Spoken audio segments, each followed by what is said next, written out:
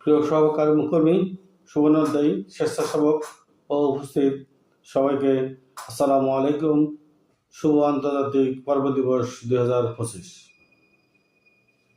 আজকের এই বিশেষ দিনে আমরা পর্বতকে শুধু একটি ভৌগোলিক কাঠামো হিসেবে নয়, বরং প্রকৃতির ফুসফুস, জীববৈচিত্র্যের নিরাপদ আশ্রয় এবং অসংখ্য মানুষের জীবনের ভিত্তি হিসেবে স্মরণ করছি। বিশ্বের মোট ভূমির প্রায় 27% এলাকা পর্বত দ্বারা আচ্ছাদিত এবং পৃথিবীর প্রায় 15% মানুষ পর্বতমুখী এলাকায় বসবাস করে। আর আশ্চর্যের বিষয় হলো পৃথিবীর বিশ্বের 3 ভাগের 1 ভাগে জীববৈচিত্র্য আর তাজা পানি 60% বেশি পানি আসে এই পর্বত থেকে। কিন্তু বাস্তবতা হলো জলবায়ু পরিবর্তন, পাহাড় ধস, বন উজাড়, অযাচিত খনিজ আহরণ এবং অবৈধ দখল সব মিলিয়ে পাহাড়ের অস্তিত্ব আজ হুমকির মুখে। বাংলাদেশের পার্বত্য অঞ্চলগুলোর একই সংকটে ভুগছে।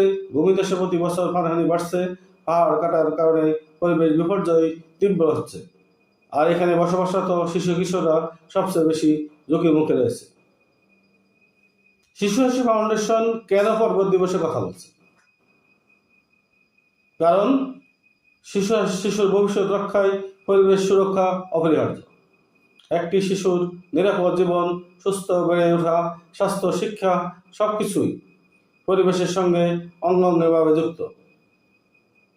পাহাড় বাঁচলে পানি থাকবে, খাদ্য নিরাপত্তা থাকবে, দুর্যোগ কমবে, জীবন ও জীবিকা টিকবে, আর সবচেয়ে বড় কথা হলো শিশুর ভবিষ্যৎ নিরাপদ থাকবে। শিশু হাসি ফাউন্ডেশন বিশ্বাস করে শিশু হাসি তখনই নিশ্চিত হবে যখন প্রকৃতি তার মতো করে বাঁচবে। পাহাড়ের জীবনের শক্তি ফিরিয়ে আনা এই প্রতিবাদ্য শুধু পরিবেশবিদদের নয়, এটি আমাদের প্রতিটি মানুষেরই দায়িত্ব। আমরা শিশুদের জন্য কি করছি? শিশু হাসি ফাউন্ডেশন মাঠ পর্যায়ে পাহাড়ি এলাকায় শিশুদের স্বাস্থ্যসেবা ও মৌলিক সুরক্ষা নিশ্চিত করছে, ক্লাইমেট রেজিলিয়েন্স বিষয়ে কমিউনিটি সেশন করছে, শিশু কিশোরদের নিয়ে পরিবেশ সচেতন কর্মশালা করছে, স্কুল ভিত্তিক গ্রিন সাইড ক্লাব গঠন করবে, বিপর্যয় ঝুঁকি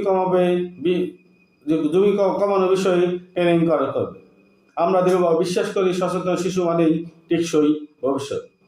আপনারা কি করতে পারেন? পাহাড় কাটার বিরুদ্ধে দাঁড়ান, চারযোগ্য জমি ও সবুজ অঞ্চল বাঁচান, বৃষ্টির পানি সংরক্ষণে সচেতন হন, স্থানীয় পরিবেশ সংগঠনের উদ্যোগকে সমর্থন করেন, শিশুদের প্রকৃতি ভিত্তিক শিক্ষা উৎসাহিত করেন।